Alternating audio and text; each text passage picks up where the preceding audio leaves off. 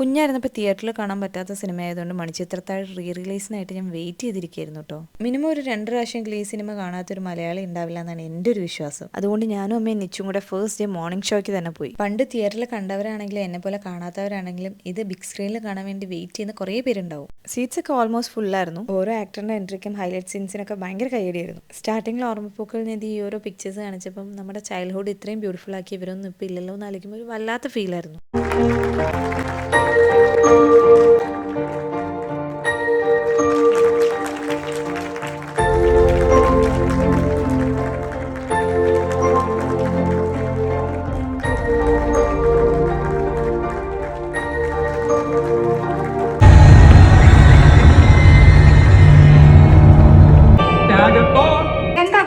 ഹരഹര ചൊല്ലിച്ച മേടയാ.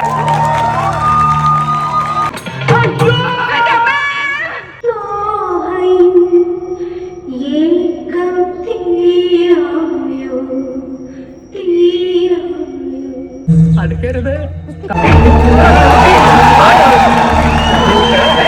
മണിച്ചിത്രം പൂട്ടിട്ട് ഞാൻ കൂട്ടും. 30 years മുമ്പ് എടുത്ത പടമായിട്ട് പോലും ഒരു കുറ്റം പോലും ഇതിൽ കണ്ടുപിടിക്കാനില്ല. പോരാതെ തന്നെ ഓരോ കോമഡിയും ഇപ്പോഴും നമ്മളെ ചിരിപ്പിക്കും. ഒന്ന് നോക്കിക്കേ.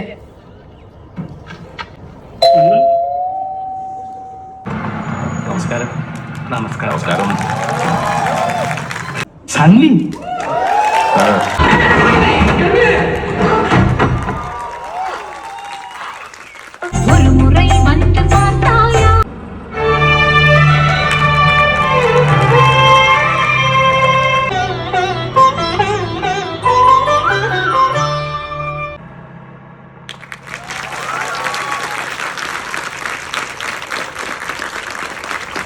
ഇത് തിയേറ്ററിൽ പോയി കണ്ടാൽ നല്ല ഫീലായിരിക്കും, പ്രത്യേകിച്ച് 80s 90s കിഡ്സിന് എന്നാണ് എൻ്റെ ഒരു ഒപ്പീനിയൻ. ഞാൻ എന്തായാലും ഒരു കുന്ന് നൊസ്റ്റാൾജി അടിച്ചാണ് ഈ സിനിമ കണ്ടു കഴിഞ്ഞിറങ്ങിയത്.